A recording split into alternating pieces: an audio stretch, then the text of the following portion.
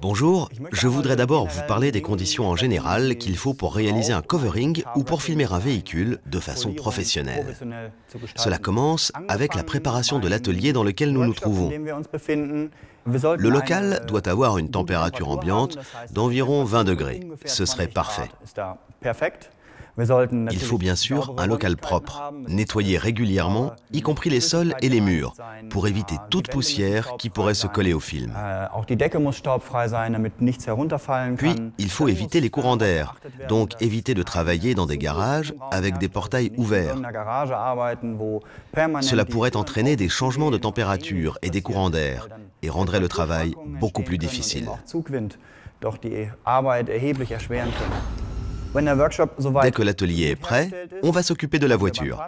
Le véhicule doit être pré-nettoyé dans les conditions normales pour une voiture, c'est-à-dire qu'un lavage à l'eau savonneuse est en principe suffisant. Bien sécher le véhicule avec de l'air comprimé ou des chiffons doux.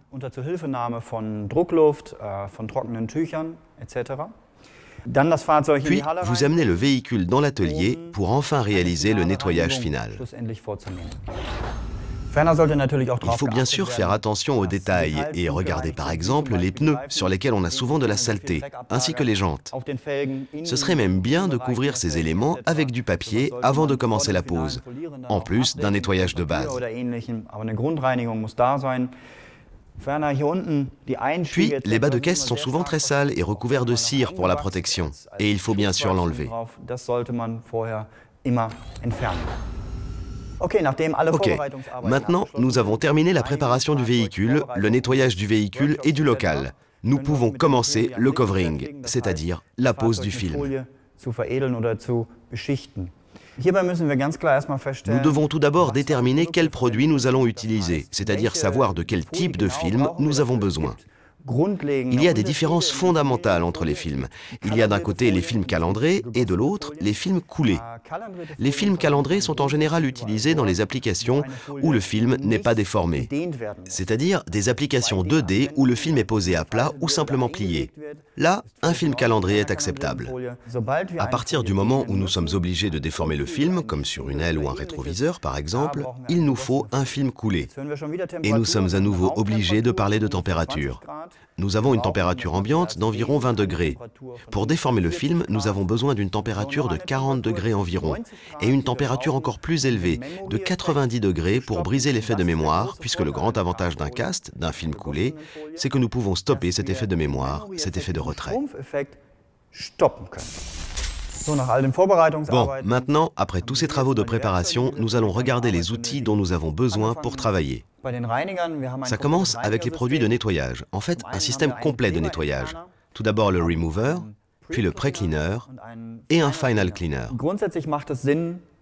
Nous avons des chiffons doux de couleurs différentes pour éviter de mélanger les liquides sur un même tissu. Effectivement, les couleurs s'accordent avec la couleur du liquide de nettoyage. Pour la pose elle-même du film, nous utilisons une raclette comme celle-ci. Il y a différents modèles, une plus souple ou une autre plus rigide. Celle-ci, par exemple, est magnétique, ce qui est plus pratique. Sur cette raclette, vous voyez sur la tranche une bande de feutrine que vous pouvez obtenir sous forme de feuille. On la découpe ensuite et on la colle sur la raclette. Cela évite de rayer le film et fait que la raclette glisse plus facilement sur la surface. Pour la même raison, nous avons besoin d'un gant d'application comme celui-ci. En principe, on n'en a besoin que d'un seul, pour une main. Comme ça, notre main devient en fait un autre outil et elle glisse plus facilement sur la surface. Puis, il nous faut du papier essuie-tout. C'est utile pour absorber par exemple de l'eau qui pourrait rester du nettoyage. Très utile aussi ces aimants. Il y en a des petits et des plus grands pour positionner le film au début, avant la pose. Puis il y a différents tapes. Ils sont très utiles pour maintenir le film sur la carrosserie, en particulier si elle n'est pas magnétique. Il y a encore deux autres tapes qui nous facilitent les travaux de découpe. Il y a d'abord le tiro-déco. On le colle sur la carrosserie le long de la coupe. C'est plus sûr et ça évite de rayer la carrosserie. Et puis, il y a le fil deck qui contient un fil de Kevlar. On le colle avant la pose du film, puis on pose le film. En tirant sur le fil, on coupe le film, ce qui nous évite l'utilisation de cutters. Nous avons bien sûr besoin d'outils pour coupe, c'est-à-dire de cutters. Donc, on ne travaille pas avec des scalpels, parce qu'il faut régulièrement changer la lame pour avoir une pointe aiguisée pour une coupe propre. Et ça marche mieux avec un cutter comme celui-ci, où on peut également rentrer la lame. Les lames existent en plusieurs angles, on le voit très bien. Il y en a une avec un angle à 45 degrés ou une autre à 30 degrés. Vous utilisez l'une pour les coupes droites et l'autre pour les travaux plus détaillés. Pour des détails, on utilise l'angle pointu et pour les coupes droites, la lame normale. Ce petit outil est aussi un cutter et il sert à couper le film sur la bobine ou les grandes coupes dans le film sur le véhicule sans risque de rayer le support.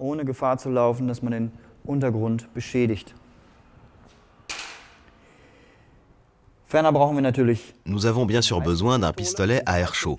Ce pistolet thermique doit être un modèle industriel qui soit capable de gérer des températures très élevées. Un petit sèche-cheveux serait ici parfaitement inutile. Il nous faut un modèle professionnel. Et pour contrôler la température, j'en ai parlé avant, nous avons besoin de cet appareil. Avec un rayon infrarouge, ce thermomètre mesure la température de la surface du film ou même du sol de notre atelier. C'est vraiment un outil indispensable. Voici donc en résumé les outils dont nous avons besoin. Il y a bien sûr plein d'autres petits accessoires pour par exemple travailler les coins. Un crayon de cire peut être utile pour marquer la position du film. Il y en a évidemment bien d'autres.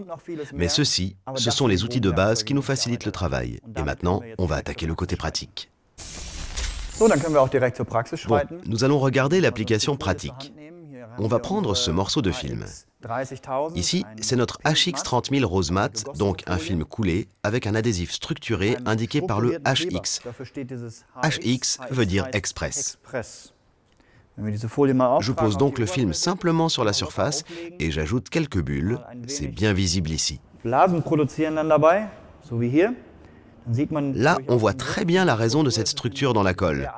Il est effectivement très facile d'enlever ces bulles. Avec une légère pression du doigt, je passe sur le film. S'il y a une bulle un peu plus grosse, j'appuie avec le doigt, j'attends un moment et la bulle disparaît. Sur de grandes surfaces, nous avons donc une pose grandement facilitée. Si nous voulons faire la même chose sur une surface arrondie, avec une taille un peu plus grande, on enlève d'abord le liner.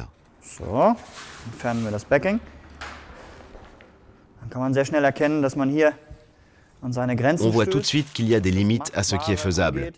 On voit aussi qu'il y a rapidement des plis à cause de cette forme convexe. Qu'est-ce qu'on peut faire dans ce cas?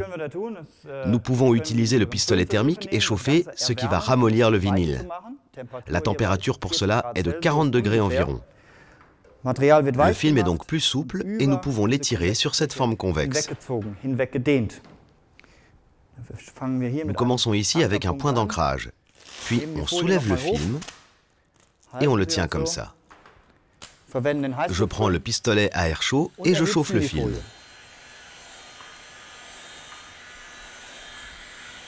On se déplace avec des mouvements réguliers. On repose le pistolet thermique et on voit maintenant comme le film s'adapte à cette forme convexe en 3D. À l'aide de la raclette, je peux maintenant appliquer le film et grâce à la structure express, on évite les bulles. Si jamais il y a une petite bulle, on peut très facilement l'éliminer avec un doigt. Ici, il nous reste quelques plis. La structure dans l'adhésif nous permet de repositionner le film. Je chauffe le film à nouveau à 40 degrés.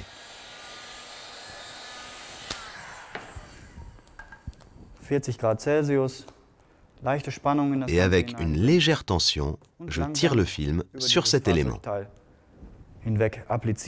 Puis, je me sers de ma raclette pour finalement appliquer le film petit à petit. En procédant ainsi, on recouvre petit à petit l'intégralité de cet élément. Bon, maintenant, on va passer au covering complet de cette aile.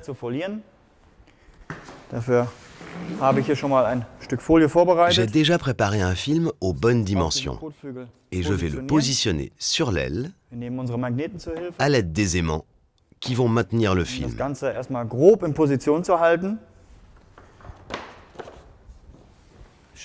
Ensuite, je vérifie que le film couvre bien toute la superficie de l'aile et je vais procéder à une première découpe. Pour cela, il me faut un cutter.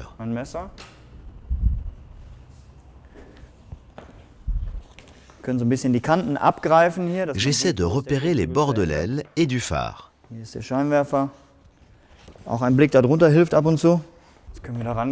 Et je découpe le film. Il est important de garder un débord sur l'élément. Donc, ne coupez pas trop près.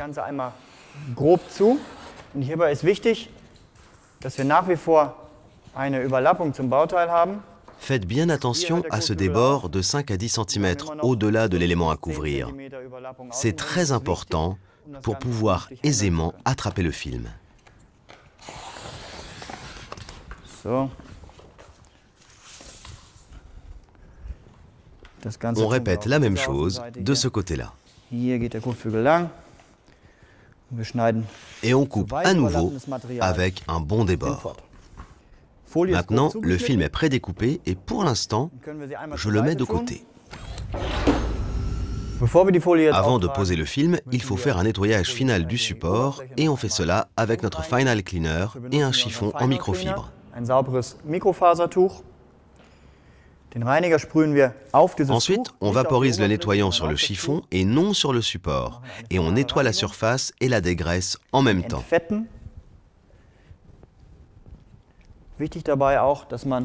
Ce qui est important, c'est de nettoyer en particulier les bords avec la raclette enveloppée dans le chiffon, humidifiée avec le liquide. Puis, on prend un tape et on couvre les bords de tous les composants que nous ne voulons pas filmer, comme par exemple cette optique de phare, pour éviter que le film n'adhère trop sur les bords de ces composants, ce qui par la suite compliquerait la coupe. On reprend maintenant le film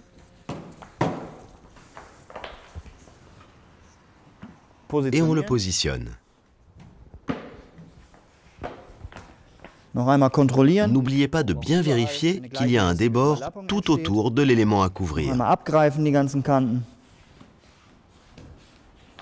Quand c'est fait, on peut commencer l'application proprement dite.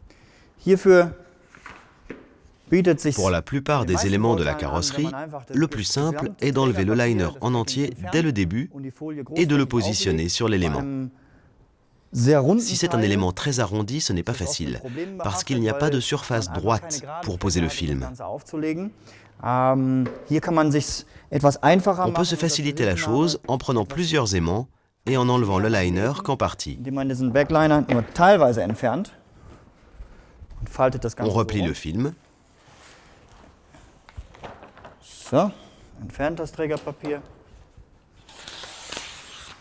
Et on coupe la moitié du liner.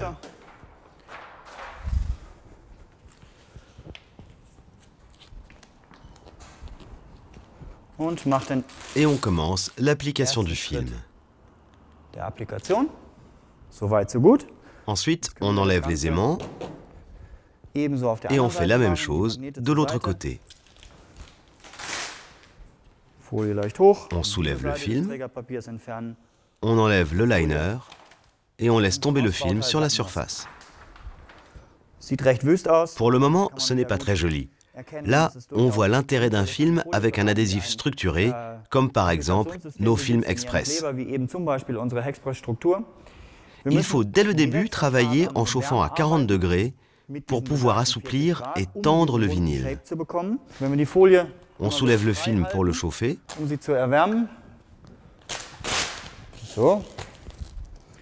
Je tiens le film comme ça et je commence à chauffer.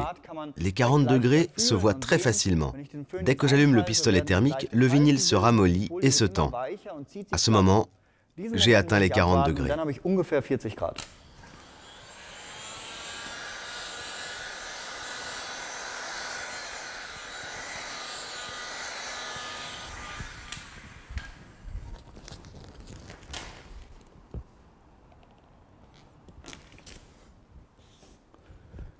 Je me sers à nouveau de la raclette et en quelques coups, je fixe les premiers points d'ancrage. Plus l'élément est arrondi, plus le début est délicat. Là, je continue à avancer tout en chauffant et en étirant.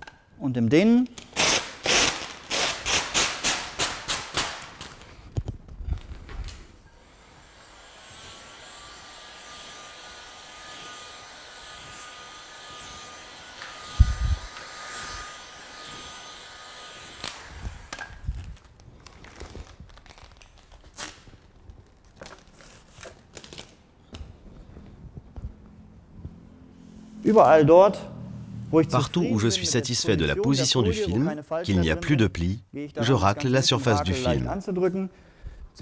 Mais avant, je vais m'occuper de cette partie. Ici, le film s'est replié adhésif sur adhésif. En principe, avec notre film, ce n'est pas un problème. Je le décolle simplement.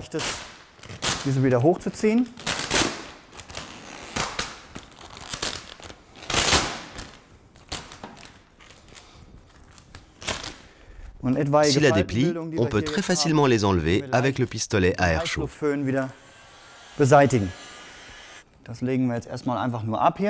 Avant de continuer, ici il faut travailler cette partie arrondie. Pour cela, il faut légèrement soulever le film en glissant ma main en dessous, en tirant vers le haut et en chauffant à nouveau à 40 degrés.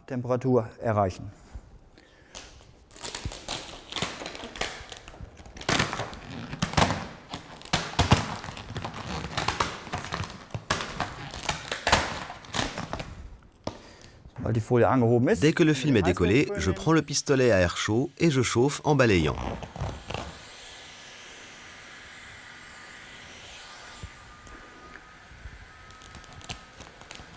S'il le faut, on soulève le film un peu plus.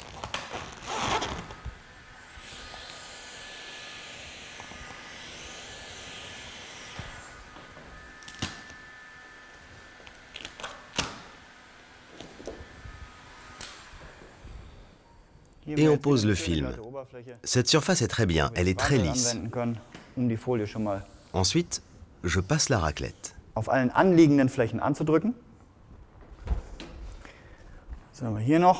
Ici, il nous reste quelques plis. C'est la même chose. Je chauffe avec le pistolet thermique.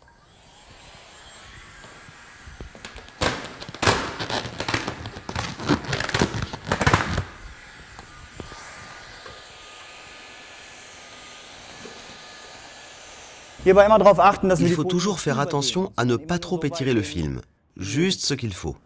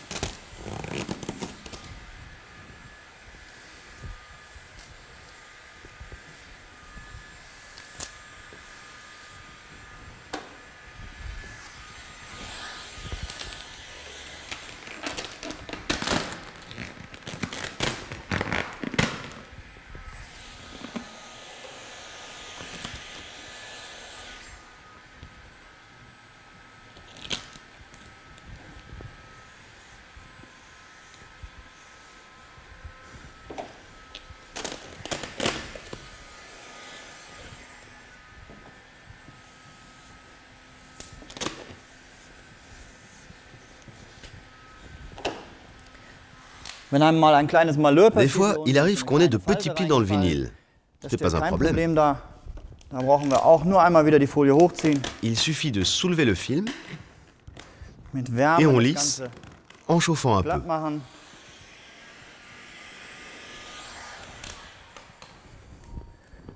et on repose le film.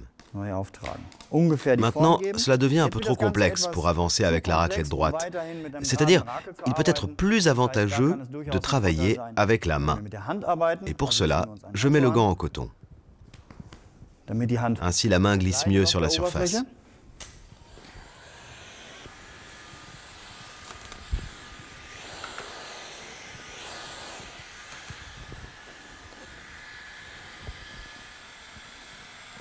Une fois que toute la surface est appliquée, on va s'occuper des bords, toujours en utilisant la température.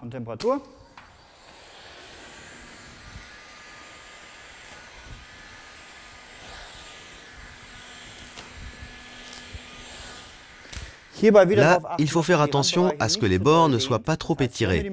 C'est-à-dire, là où j'ai la possibilité, je soulève un petit peu et je réchauffe légèrement.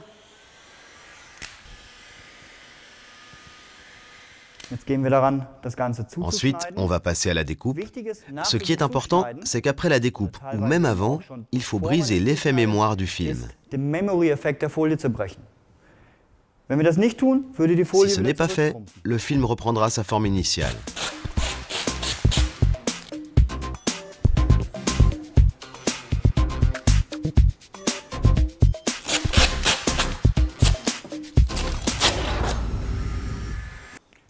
Et maintenant, on va chauffer tous les bords.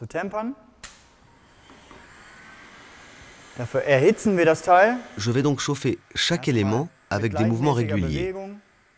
Et toujours chauffer, mesurer. Là, on arrive à 40 degrés. Donc, on doit encore bien monter pour arriver à 90 degrés.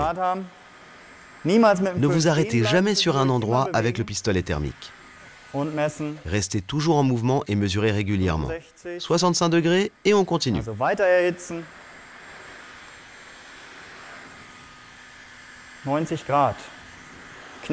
Et là, on arrive à presque 90 degrés. Il est vraiment très important de ne pas mesurer la température à proximité du pistolet thermique, car la mesure ne serait pas correcte. Ici, en mesurant le flux d'air, j'arrive à 130 degrés. Dès que j'écarte le pistolet thermique, je tombe à 100 degrés. Donc, en étant trop près, la mesure serait complètement fausse. Donc, on fait comme cela, chauffer, puis mesurer. Et comme ça, je travaille tous les bords. Et puis, cet élément est terminé.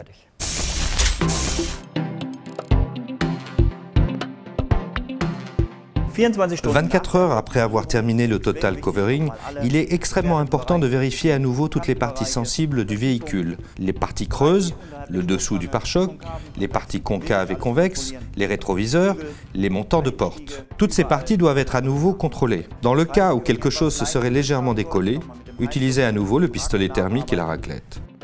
Et la voiture est prête à être livrée.